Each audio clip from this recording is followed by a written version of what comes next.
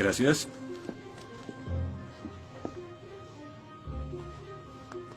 Disculpe, señor... Wheaton. Josh Wheaton. Señor Wheaton, ¿le pasa algo? No puedo hacer esto. No puedo hacer lo que pide, soy cristiano. No, no se preocupe, aún puede regresar a su dormitorio, arrodillarse y orar al lado de su cama si quiere. Lo que haga con su vida es su problema, pero lo que haga aquí en la clase es el mío. Yo no puedo. Muy bien, señor Wheaton. Déjeme explicarle la alternativa. Si no puede admitir que Dios está muerto para el propósito de esta clase, entonces tendrá que defender la antítesis de que Dios no está muerto y será enfrente de la clase, en el atril. Y si falla, que de hecho lo hará, perderá esta sección que equivale al 30% de la nota final de este curso. ¿Lo acepta? ¿Quién decide si gano o pierdo la discusión? Pues yo lo haré. Es mi clase. Yo dirijo. La evaluación es mi privilegio. Con todo respeto, pero no creo que sea objetivo. ¿Y qué es lo que propone? Bien... ¿y qué tal ellos? Bien, es interesante, pero ¿por qué darles el poder a ellos? Ya los convenció. Lo que debo hacer es desconvencerlos, para que admitan su error.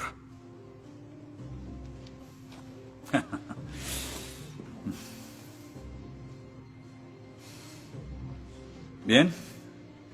Señor Wheaton, tendrá 3 sesiones los últimos 20 minutos de las próximas 3 clases para que exponga su punto. Le prometo que haré las menores interrupciones posibles. Puede pedir lo que quiera en la clase, pero no le daré más tiempo. Los ateos dicen que nadie puede probar la existencia de Dios. Y tienen razón. Pero yo digo que nadie puede refutar que Dios existe.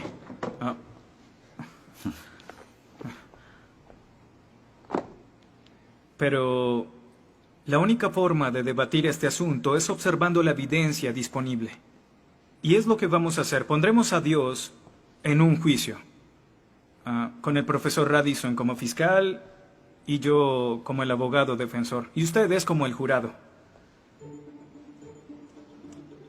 La mayoría de cosmólogos están de acuerdo con que el universo empezó hace 13.7 billones de años en un evento conocido como la Gran Explosión.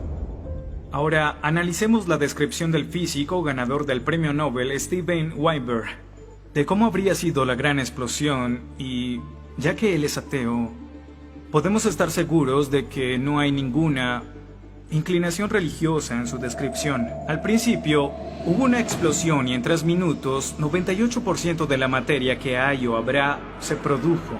El universo apareció.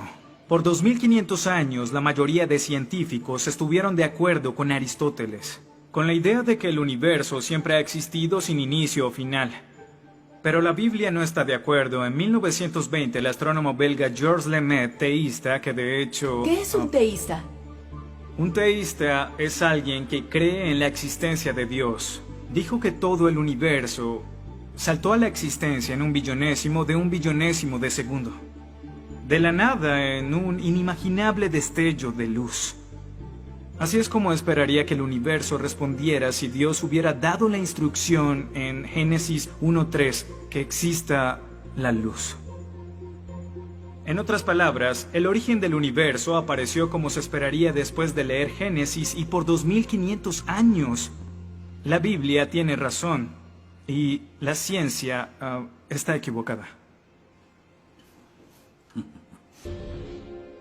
Todo apunta a un Dios que lo creó. Verán, en el mundo real no se ven cosas que se salgan de la nada, pero los ateos quieren hacer una excepción en esta regla. Específicamente en el universo y... Pero en su libro El espejismo de Dios, Richard Dawkins dice que si me dices que Dios creó el universo, entonces tengo el derecho a preguntar quién creó a Dios. La pregunta de Dawkins solo tiene sentido en términos de un Dios que ha sido creado. No tiene sentido en términos de un Dios no creado. que es la clase de Dios en el que creen, incluso dejando a Dios fuera de la ecuación, tengo el derecho de devolverle la pregunta al señor Dawkins y decir, si el universo te creó, ¿quién creó el universo? Ven, tanto teístas como ateos están agobiados por contestar la misma pregunta de cómo iniciaron las cosas.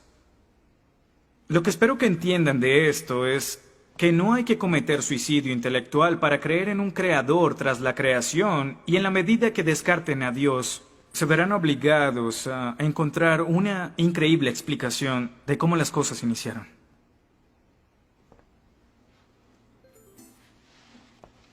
Me imagino que estás satisfecho con tu presentación.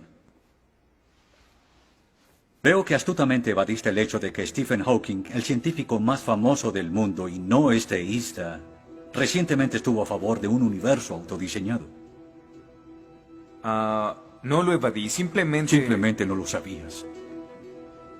Bien, veamos lo que el profesor Hawking, profesor lucasiano de física de Cambridge, quien ahora ocupa la silla usada por Sir Isaac Newton, tiene que decir sobre el origen del universo. Y cito: ya que hay una ley como la gravedad, el universo puede y se creará de la nada. Creación espontánea es la razón. Hay algo en lugar de nada. Por eso es que el universo existe. Nosotros existimos. No es necesario invocar a Dios para tener al universo en movimiento. Final de la cita. Nunca ibas a mencionar su comentario, pero su opinión se mantiene. ¿Qué respondes?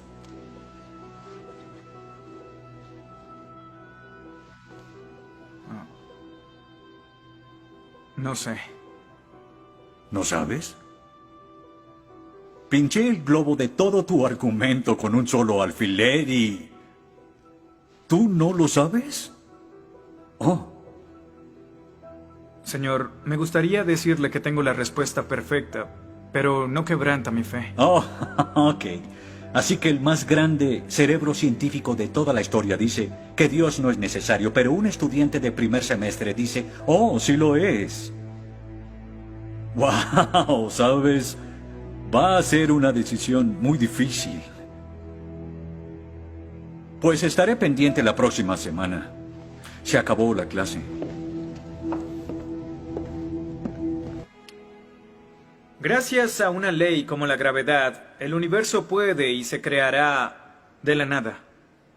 Y para ser honesto, no sabía cómo refutarlo. Después de todo, es cierto que Hawking es un genio. Pero el profesor John Lennox, quien enseña matemáticas y filosofía, ha demostrado que no hay ni uno ni dos, sino 3 errores de lógica en esa simple frase y se reduce a un razonamiento circular. Hawking básicamente está diciendo que el universo existe porque necesitaba existir, y como el universo necesitaba existir, se creó a sí mismo. Es como si les dijera que la carne enlatada es la mejor que haya existido porque en toda la historia no hay comida que sea mejor. Quizá me vean extraño y les digo que nunca he probado nada más. Y tienen razón, lo estoy ratificando. Pero cuando Hawking afirma que el universo se creó a sí mismo porque así debía ser, y luego dice que tiene una explicación de cómo y por qué fue creado, no reconocemos que está haciendo lo mismo. Pero así es.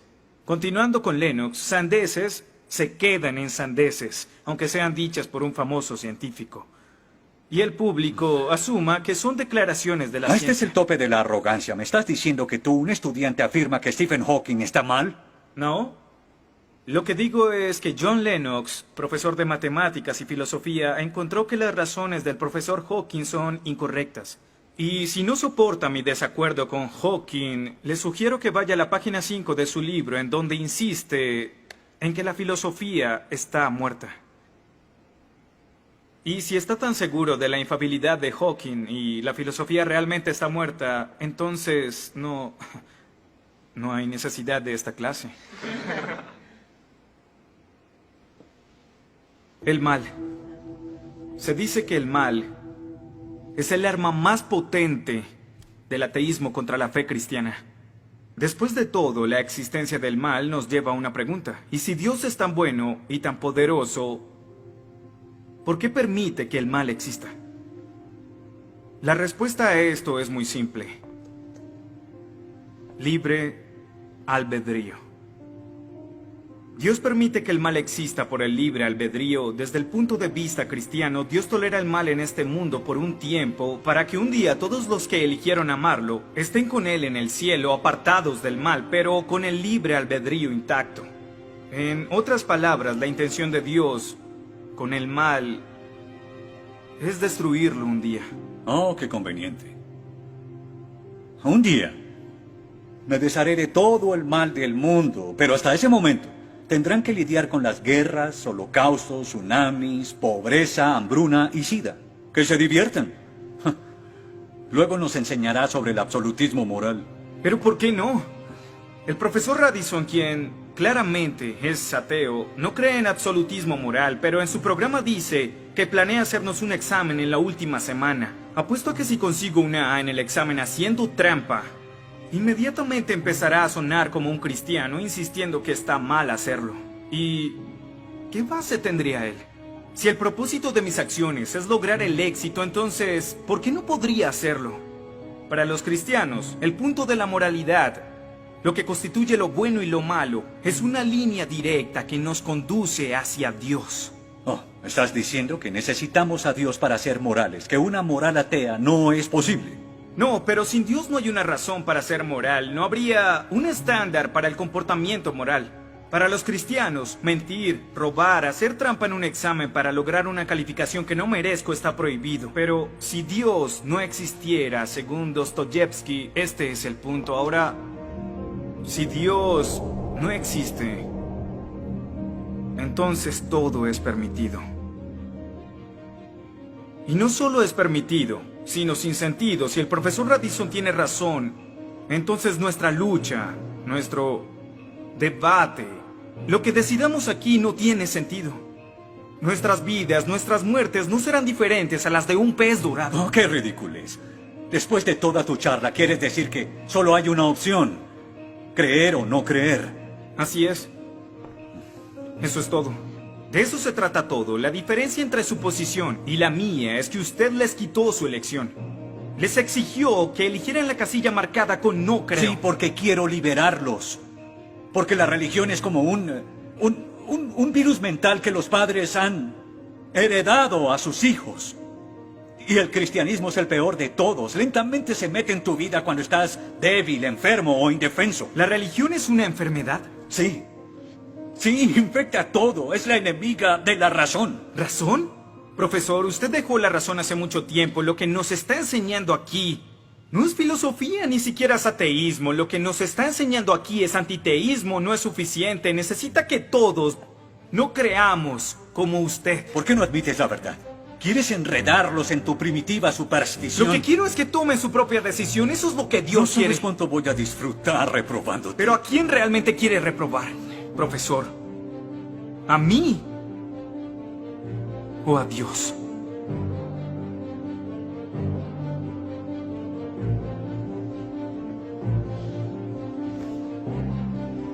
¿Odia a Dios? Ni siquiera es una pregunta. Ok. ¿Por qué odia a Dios? Esto es ridículo. ¿Por qué odia a Dios? Responda la pregunta.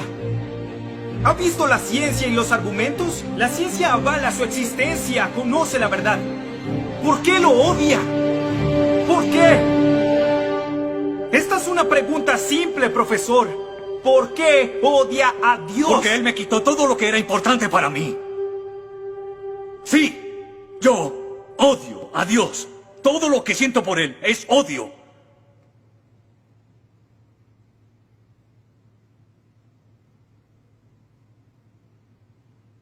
¿Cómo puede odiar a Dios si no existe?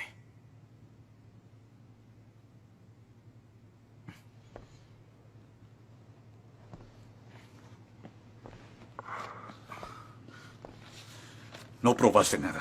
Quizá no.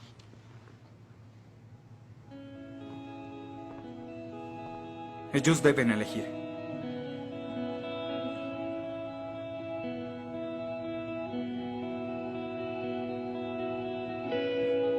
¿Está Dios muerto?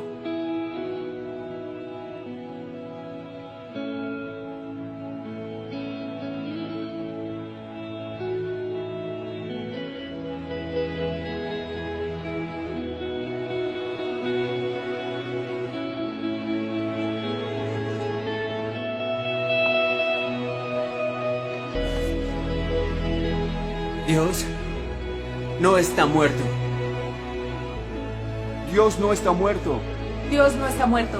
Dios no está muerto. Dios no está muerto. Dios no está muerto. Dios no está muerto. Dios no está muerto. Dios no está muerto. Dios no está muerto.